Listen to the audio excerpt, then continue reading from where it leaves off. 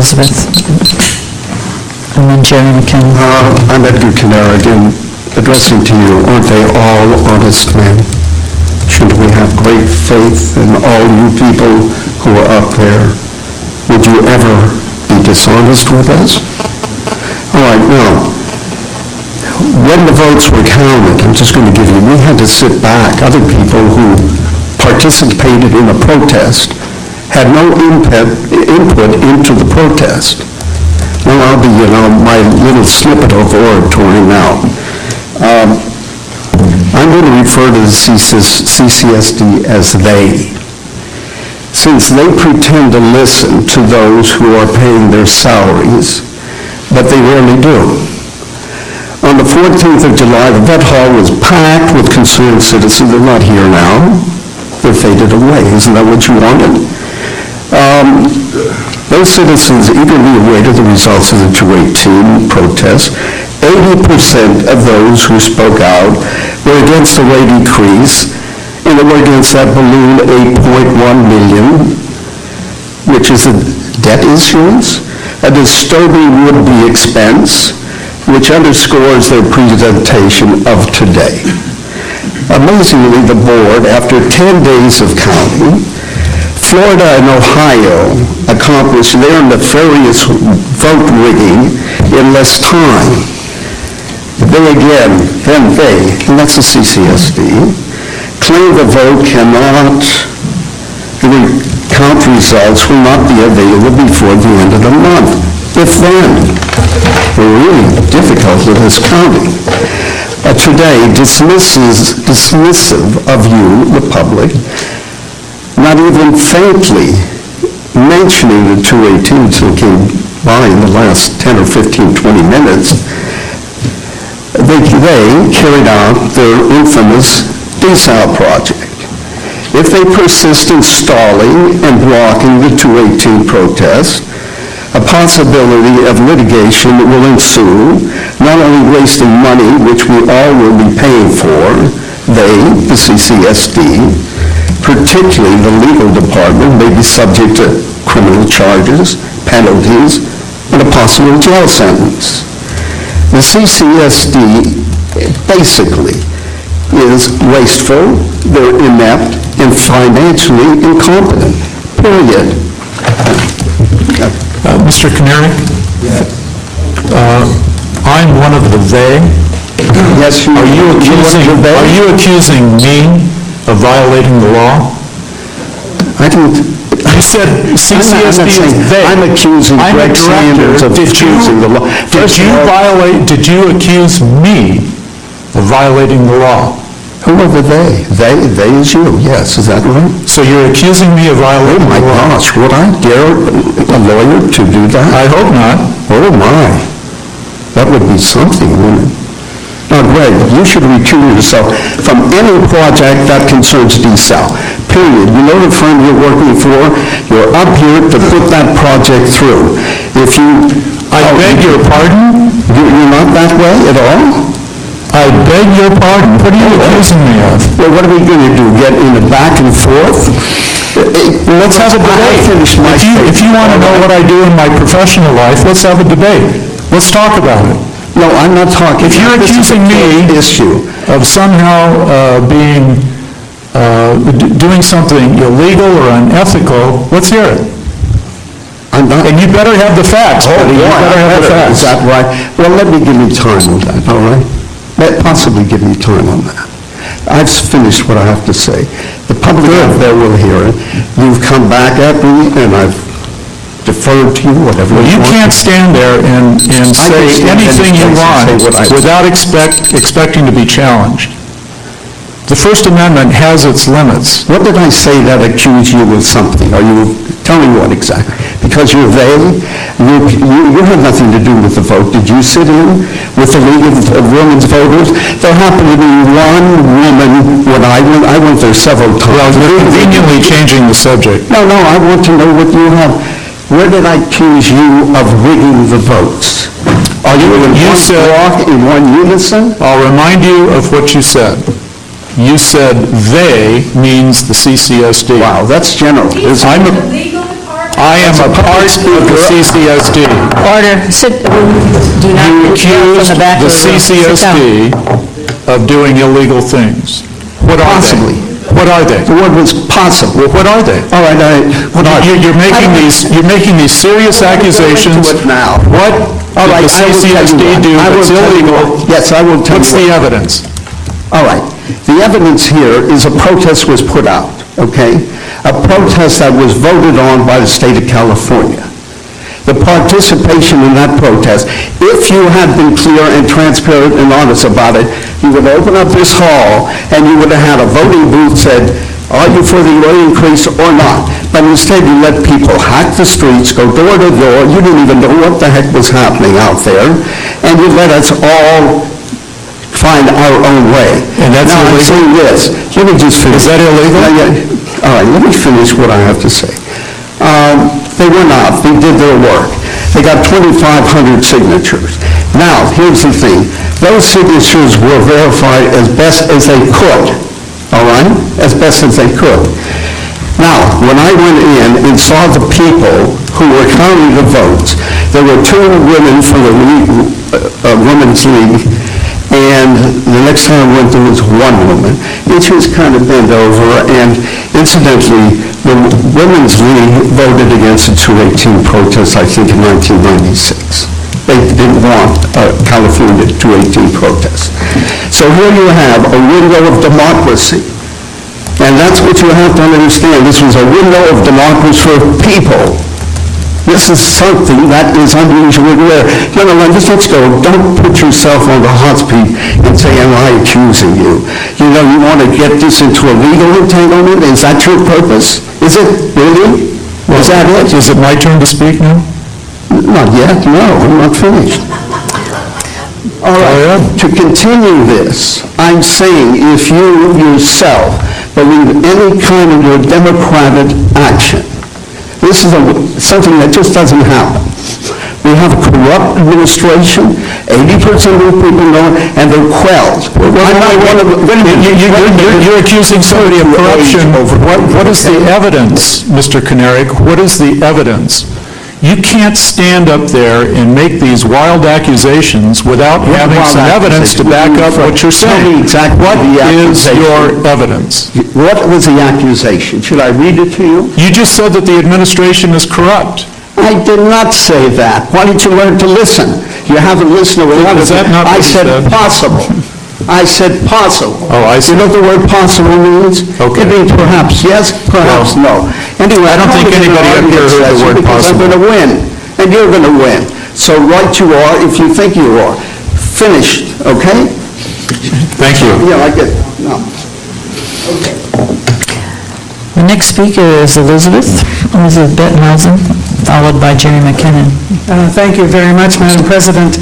I want to confirm what I have already written in the email, and is accessible to everybody, that I am totally confident that the women who are doing the counting, including the district clerk, are carefully and conscientiously counting. I have no doubt about that whatsoever.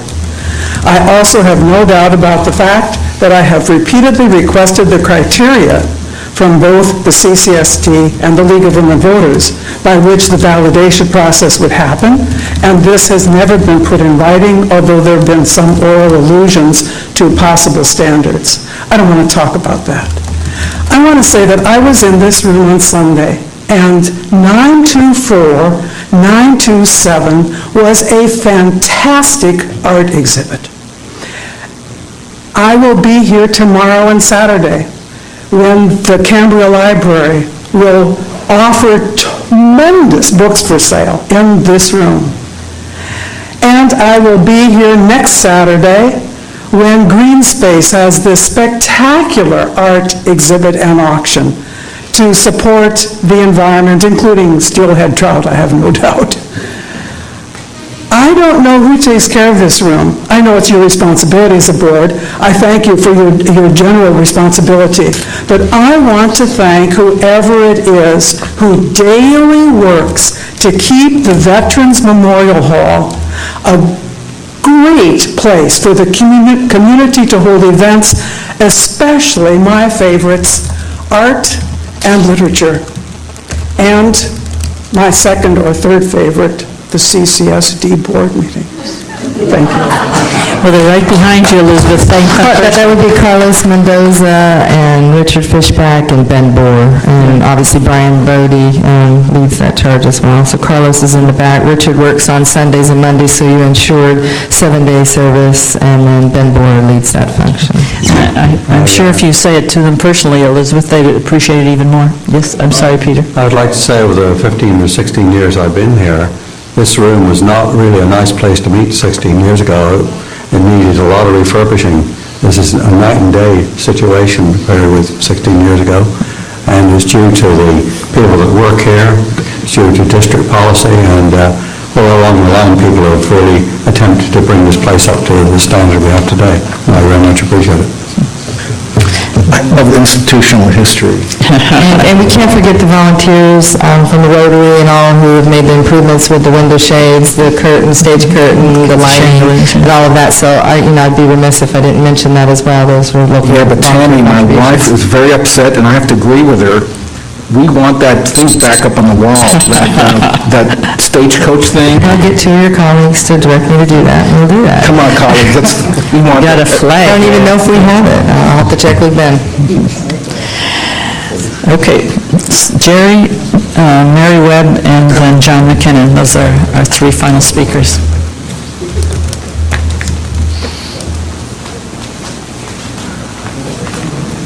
Are you going to say a nice thing about us for a change? Are you insinuating that I did not take good care of this hall when I was here? Jerry McKinnon, back on the staff again. The CCSD, comprised of enterprise funds consisting of pipes, pumps, valves, tanks, water, operating personnel, and supporting staff. That's what we're all about. We've got to keep those pipes clean. We've got to keep those pumps working without squeaky bearings. We've got to keep those valves so that they'll open and close. We've got to keep the water flowing. We have to keep the tanks full of water, and forget all of this other stuff. That's our goal, to keep that operating. Now, all of this friction that occurs between us, we have to recognize in some ways is just a reflection of President Reagan's point of trust but verify. That's all. We're asking questions and we want some verification of what is given as an answer.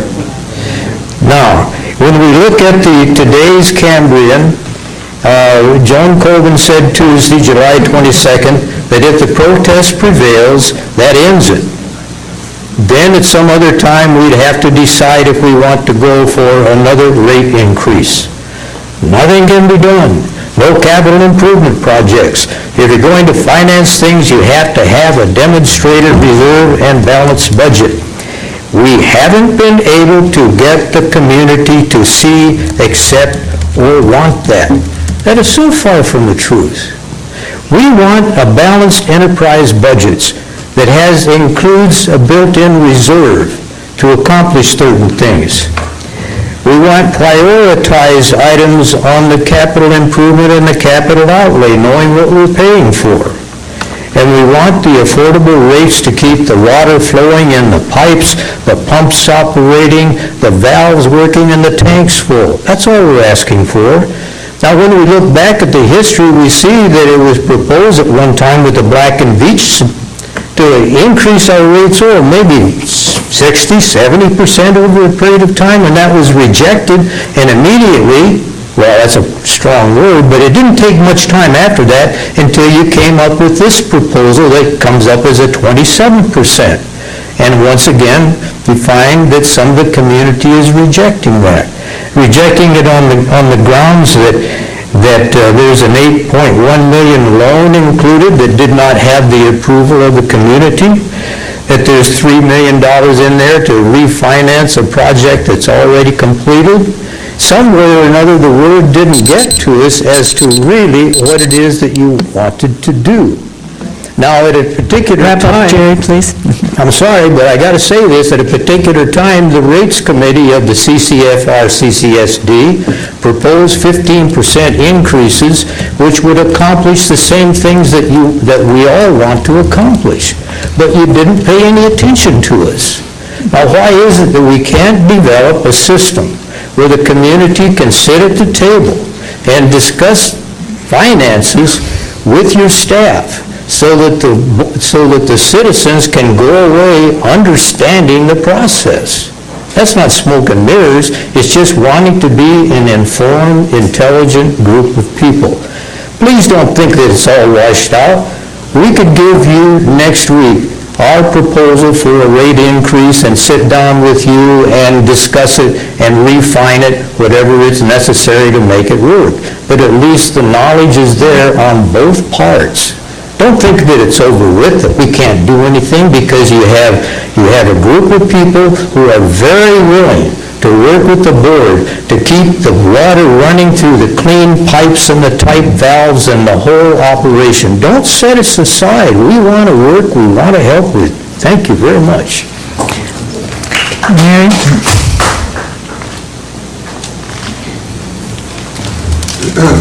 I really didn't intend to speak again until I started to talk about the protest.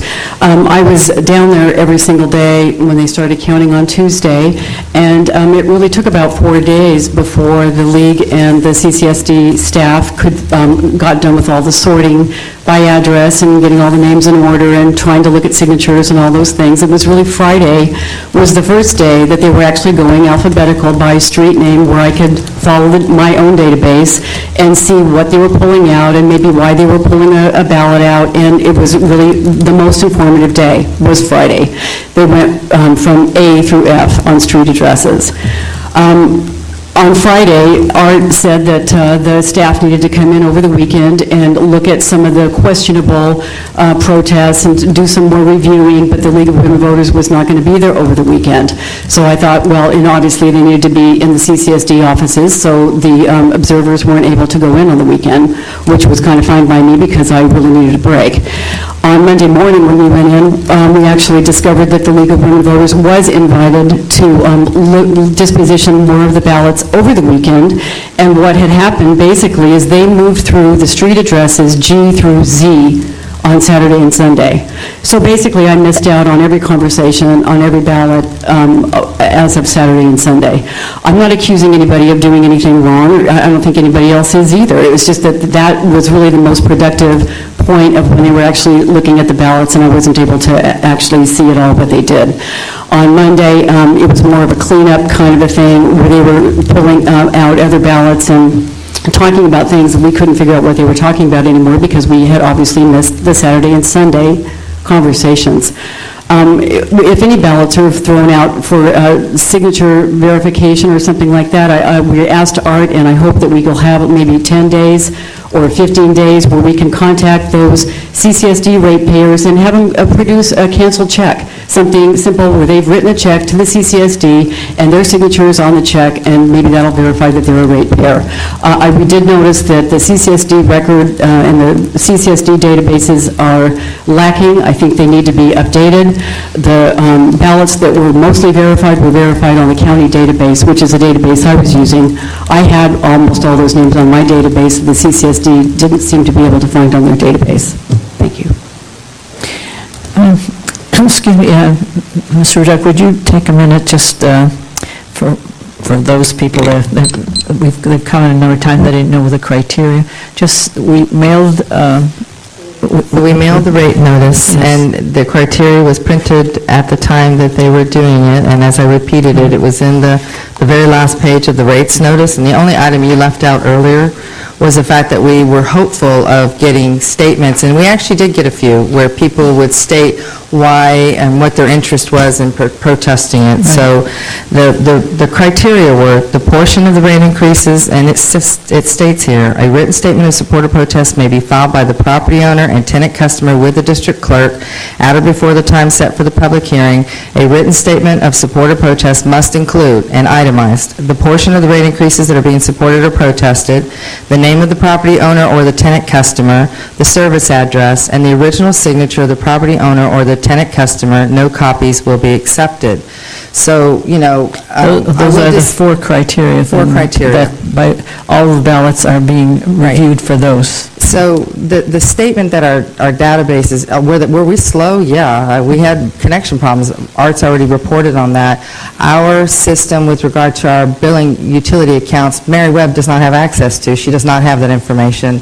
And I beg to differ that, ours is erroneous, out of date, not current. Now, the property records, yeah, that required research. We had to go out because if the husband's, the account wasn't in the husband's name, it was in the wife's name, then we had to go out and just verify, as Art stated earlier, that the property is in both of their names and that they are truly the customer, the property owner customer. And did you on the weekend go through G through H or whatever? And as Art stated earlier, came back in Monday and went through that information. So it was Monday and not over the weekend? We went through the information and came back and publicly reported it. We did no tallying. Well, I wasn't involved in that. I was involved in the research projects and reported it out at the meeting. And the other thing, perhaps, Mr. Montana, you would clarify the concept, people call these ballots. It's not a ballot, but it's a protest statement, is that? Yeah, I'm guilty of calling it a ballot, too. It is a protest statement. And just to clarify, when Mary Webb said that I told her that the League of Women Voters would not be there that weekend, that's true, because at that time we didn't expect them to be there, and then after thinking about it, after they had left, we thought it'd be better if they were there the whole time, and they were.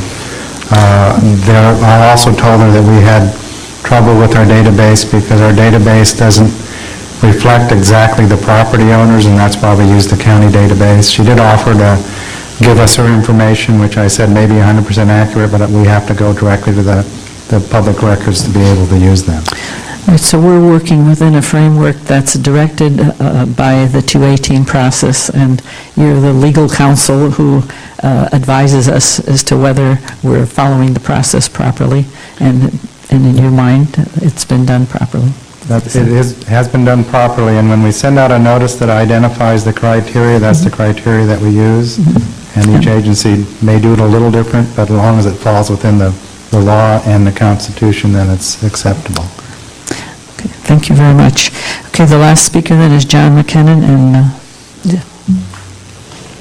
while John's walking up, Lynn, we don't address items that are on the agenda during the public comment. So You told me that I could only speak during general comment, and so I changed it, but I neglected to put a line through biosolids.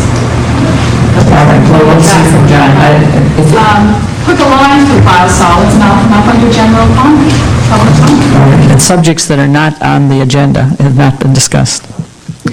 John? Hi, yeah, John McKinnon, property owner.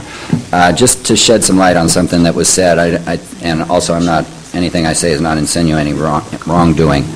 But I know some of the frustration of not being able to get access, and I was surprised Mary didn't say it, was that a lot of them, and I showed up at another time that it was open, but it was board direction to give public access. And when they were told by staff, at a certain time not to get access, they were surprised at that. So that's where they were, and that's where I would have been left. It wasn't that you legally had to do that, but you guys did at the last meeting say, well, let's give the public access, let's, give that clarity. So I know that was part of it. I don't think they thought anybody was trying to hide anything, but they were given access and then at one point told no. Just an observation. Another thing about... Hold on. Yeah. Were they denied access on the weekend? On the weekend, yes, they weren't allowed to go in there, but we weren't counting the ballots. That was done in open session. and we were doing things like looking at our database and our customer records. Okay. Okay, and another thing about validating signatures that for me seems, could be problematic. There's two things. One is like my signature that's probably on record maybe from 15 years ago, and I've gotten old and lazy. I'm MacKinnon, and that's how I used to sign all those letters, and I do MACK with a line at this point. So my signature looks very different. You might look at that and go, well, this isn't him. Another thing that happens is, and I probably have some life insurance policies by my wife that I don't know about, but she deems certain things that she signs for me. She does my signature. I know something like our water bill or signing up for that, she may put it under my name, but it's not a banking issue or anything, maybe it's illegal, but she might forge my name, and then again, you would have my ballot, and maybe, because I wouldn't have presumed that you were going to look at something on file. So just maybe something that could be, and again, to me, it just seems illogical. I think that you would be insinuating that you don't just check with the person that I understand they've missed a deadline, but you're insinuating that at that point they would lie and say, oh, I didn't put one in, but you know what, yeah, that's right. I think you could trust, we've talked about trust of fellow Cambrians and whatnot, that if, it should be a handful of people and it wouldn't take that much time, maybe did you protest or not?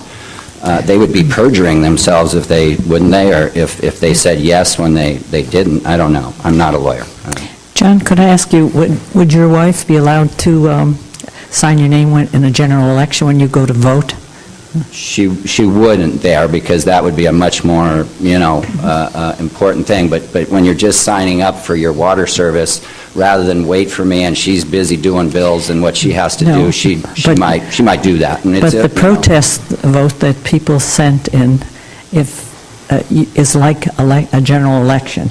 So your signature says who signed it. Just like when you come into the Vets Hall to vote, you sign, you say, are you so-and-so, and you sign your name, and they can see your signature that whenever you put it in. Now, whenever you signed up to be a voter, that's when their signature. And like a bank, like that I changed my... I'm saying that you can't expect us to use something if you want it to be. But you're using a verification that could be, nobody didn't know that was going to be some verification used down the line. That's all. It's just pointing something out. I'm not trying to be combative. I'm just saying that... It's problematic.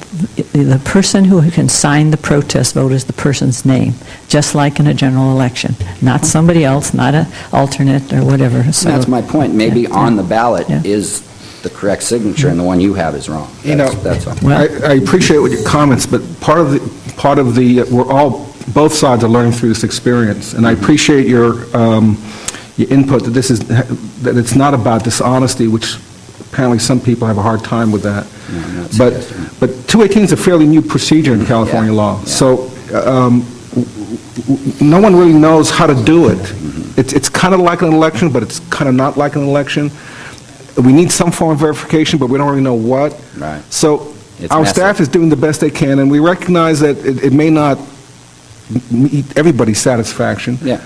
But, if there's another one, we'll try to do it better. I mean, we try to, we try to be responsive. We really do. I try to be responsive. And that's my suggestions today for you to consider, as far as that verification of signatures, because you guys, it's messy, and you're kind of making up certain things as you go along, because it's not, it's a new law. I understand that. Thanks.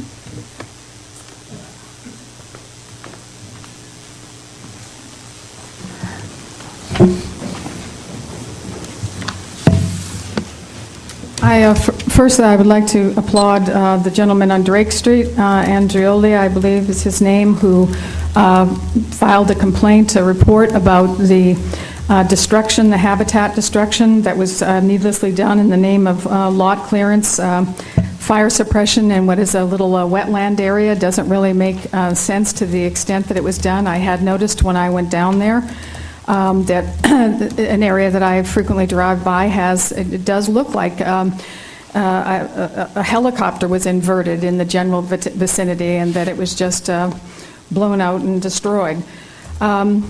Now, the last time Prop 218 happened, my memory is that the League of Women Voters advised that the next time you send out a rate notice, that you include a protest form with it, which would have eliminated this entire business.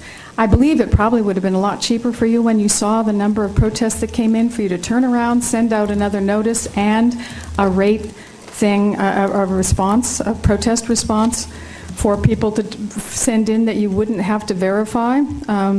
To the level that you are here, voting wouldn't happen if every signature was put through a validation process. And I have no memory when I go to vote that they have a copy of my signature next to where I sign. I sign.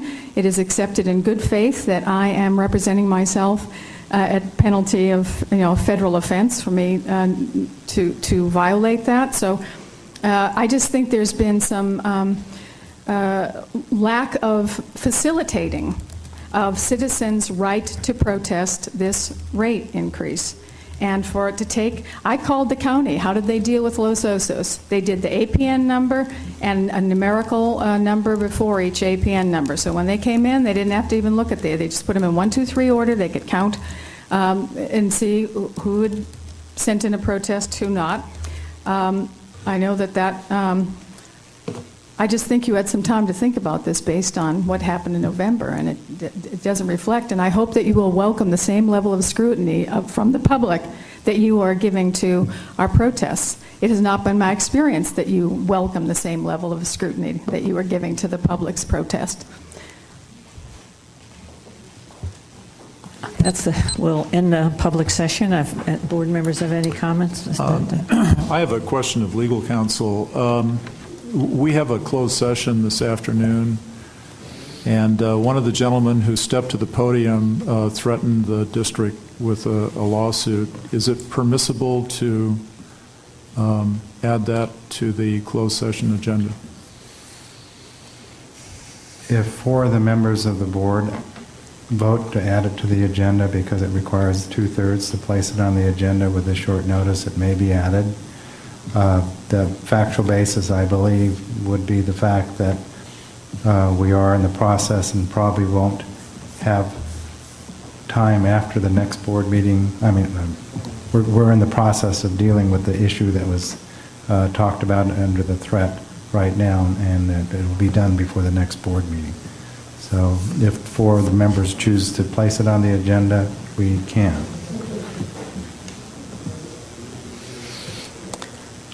Do you want to make a motion like that, or? Well, since the results are going to be published before the next board meeting, and since the threat of a lawsuit has been made, the board won't have a chance to meet and consider what to do. So this would be the only opportunity to do that. So I move that we put the matter on the closed session agenda for today. I would second that. Discussion? Would you go over what you just said again, Art? To place it on the agenda tonight, it requires a factual basis that there's a need to discuss it now, and it can't be placed on the regular meeting because of some facts. And it's not just the mere threat, it's the factual basis to hear it now. So, Is it your opinion that Director Sanders' discussion of it is sufficient? yes, it allows us to talk about, and for the board in closed session to get advice on how to handle issues regarding this. We don't necessarily have to take an action, it just allows us to talk. Is that what you're saying, Art? For that purpose, to have the general discussion, I would support the motion.